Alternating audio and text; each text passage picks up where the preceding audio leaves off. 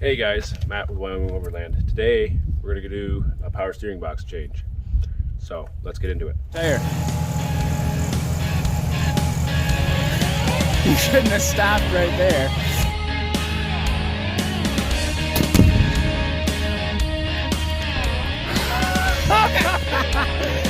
Yeah!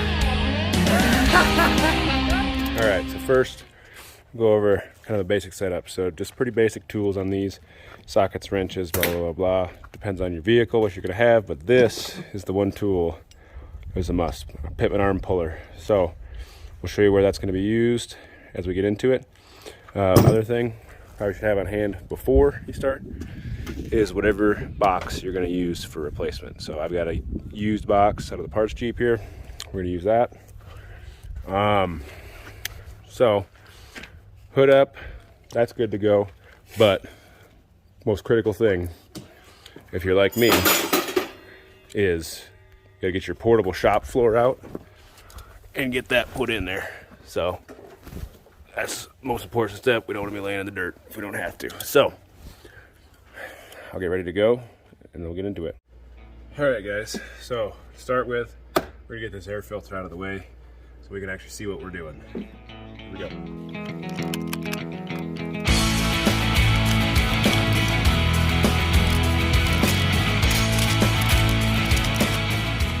All right, now we're gonna do a pretty important step here. We're not gonna start taking anything apart necessarily yet up here, but I'll get you down in here. So you see those two lines that hook into the box right here. So we got our supply and return lines right in there. So those get really rusty and nasty a lot of times. These ones look pretty good actually, but we're gonna take the old Croil. It's much better than oil, and put in there. Any penetrant is good, but this stuff is amazing. You'll be blown away what this stuff does. Pretty much cures anything, sores, and I mean, I've even heard it helps with childbirth. So I mean, whatever. It should, for how much it costs anyways. All right, here we go, just in case. So what we want to do down here, while we're in here, is get these broke free. We do not want to take them completely off by any means, because we're gonna be working under there, and oil in the mouth is not a fun deal. So just get in here. It's tough.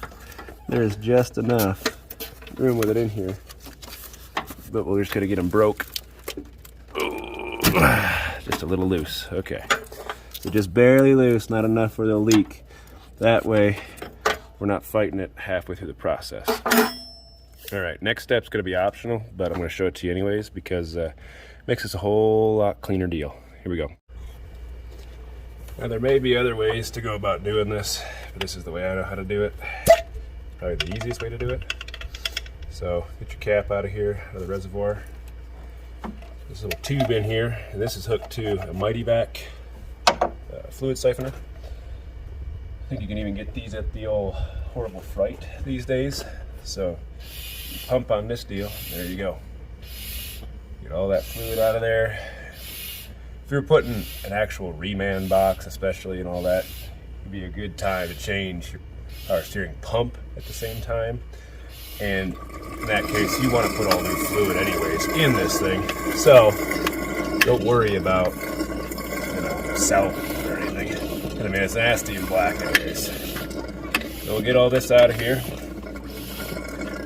And then we're gonna go underneath, work on getting the steering unhooked.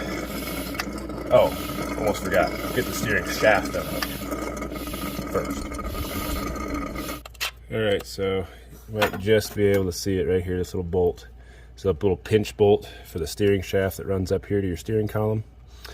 So what we're gonna wanna do here is get that out of there, and this is another good spot for Croil. One thing to remember is this is a pinch. So there's actually a slit on this, and I don't know if you can see it, but we may wanna get this turned around, and we'll get a screwdriver stuck in there too for when we go back, when we come apart, so we're not beating on stuff. Here we go.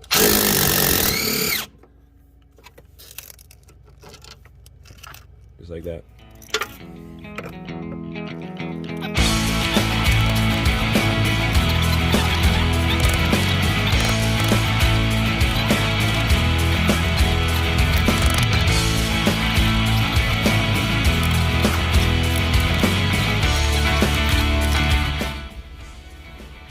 Alright, here we go.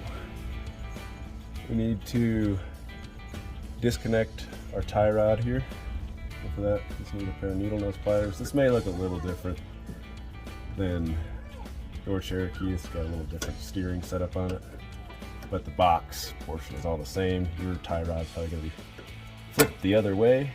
So we need pliers to get this cotter key out of here, like that. And then it's a 3/4 wrench. Go ahead and get that castle nut spun off of there.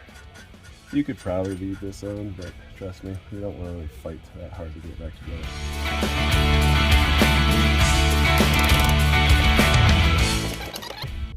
Then we need to get this big nut off this pitman arm. I use 1 5/16". There's probably some metric thing, but I don't know what that is, so we'll use that.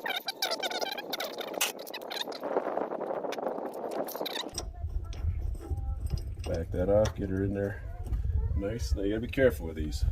If it doesn't want to come right away, then you're gonna want to take your hammer and give her some taps to shock it off of there. So here we go. Full tooch.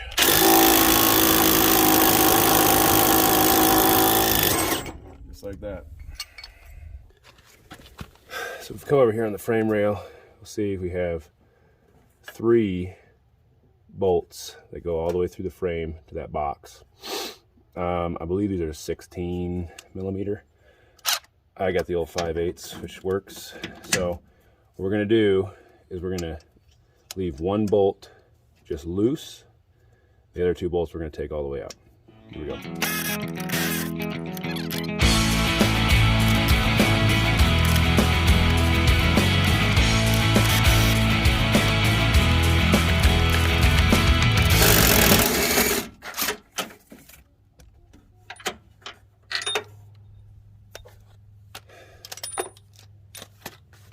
All right, now we're gonna clean up our stuff, move our shop floor for a minute so that we can unhook those power steering lines without getting all of our stuff nasty underneath there.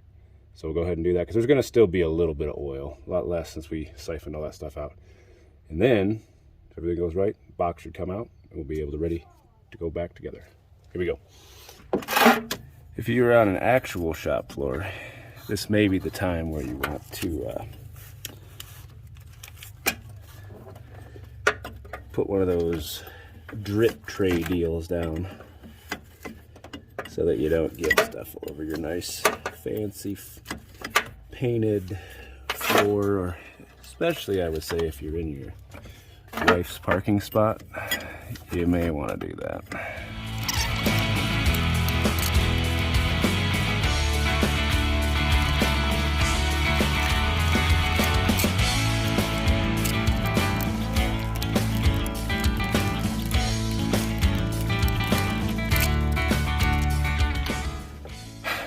All right, well, that was terrible, but we got those out.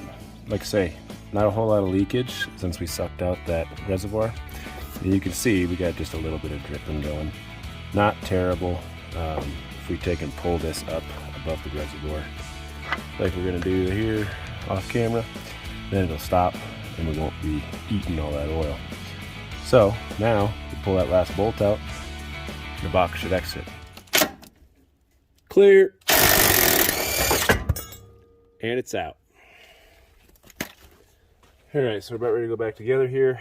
So, got a replacement box, in this case used. If you get a reman, great. So this is what I'm talking about with that spacer. This hits behind the box, like something like that-ish, somewhere. Anyway, so that's what's behind the box. This is a little, I mean, chintzy cast aluminum, made in China, special from the 90s. Amazingly, This Jeep with 35-inch tall tires, this is not broken yet. Usually they break, and even these little spacers can crush, and then your box is all wobbly, and it's a bad deal. So that one's still good, amazingly. But here's what we got.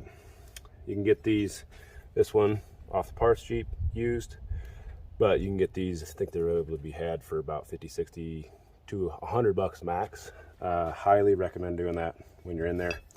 That is American steel, made by somebody who gave a crap in the United States. All one piece. This ain't going nowhere. Plus, with this big surface area compared to this thing, it actually helps to reinforce the unibody frame. Very good idea. Highly recommend it. All right, let's get this thing back in here. All right, so make sure you have some bolts easily at hand before you start lifting this big beast up in here, because your goal is to try to get one stuck through. I like to do the one furthest to the back right here.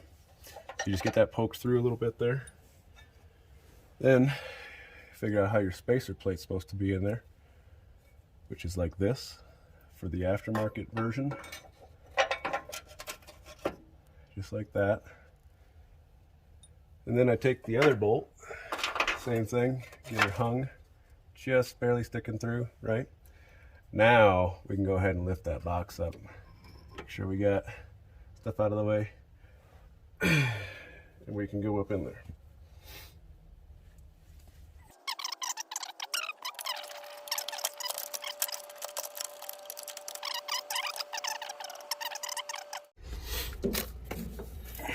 Okay. So, if you guys can see it, it's kind of hard to see down in there. There's a flat on that side right there. So, we're going to push this shaft back. You can see how easy this moves back and forth. Get that lined up with where that bolt's going to be. One thing we may have to do, one thing also to check is make sure that this thing didn't get way turned off and that your steering wheel's not upside down. So I'm gonna go ahead and check that real quick. All right, so good. We're straight up and down with the steering wheel. Just get this on. We'll get our little screwdriver. Come in here.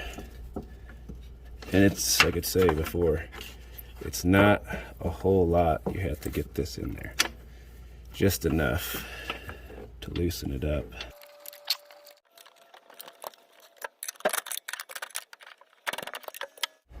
Before we get everything else bolted up, hooked up, and such up there, I like to come down here and see how we did getting everything up there incorrectly. Careful of your face while you're down here. The pivot arm's heavy enough to break an eye socket. So, get that nut started on there. Sometimes you may need to tap the pitman arm in a little bit first, or learn how to start a nut. That's on. I'm gonna leave it loose.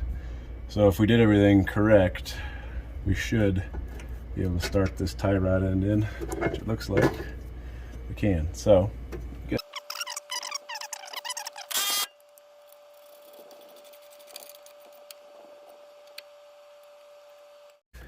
Okay, so now we're ready to put our lines on. We're going to start with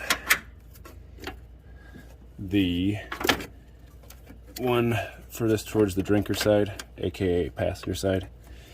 Get that pressure one set over there. So this is the high pressure line. So get that in there and started. You may want to kind of mock this other one up. It goes over the top. The reason you can only mock it up though is you can see we can't even hardly get into this now. So we'll leave that one off. We just want to make sure we have this line in a spot where we can get the other line on. So take your 18 mil and tighten that up.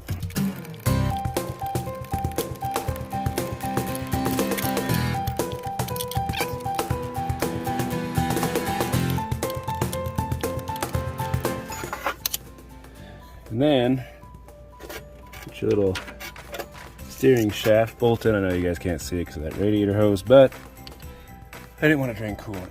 So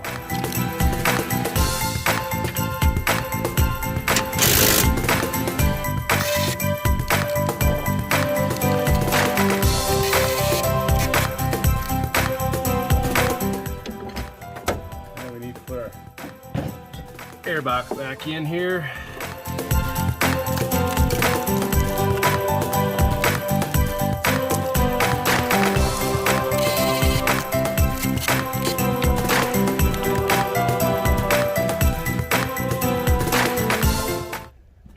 Okay, so we're ready for power steering fluid. In this particular Jeep, we are going to use power steering fluid.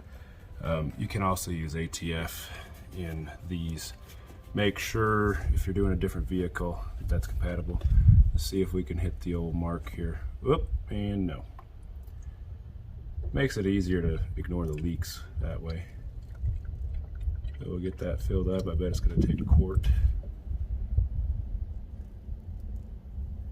So a little over full because we got empty lines and stuff. So, all right, moment of truth.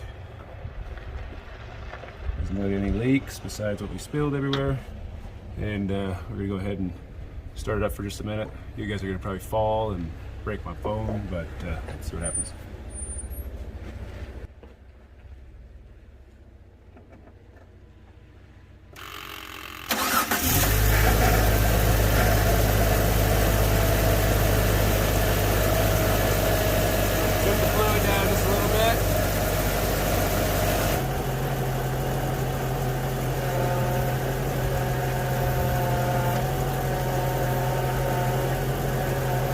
About does it.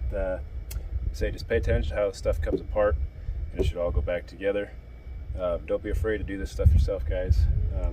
It's not that bad. It ain't worth paying somebody for it, that's for sure. So that's all for now. Thanks for watching. I'm gonna clean all this mess up.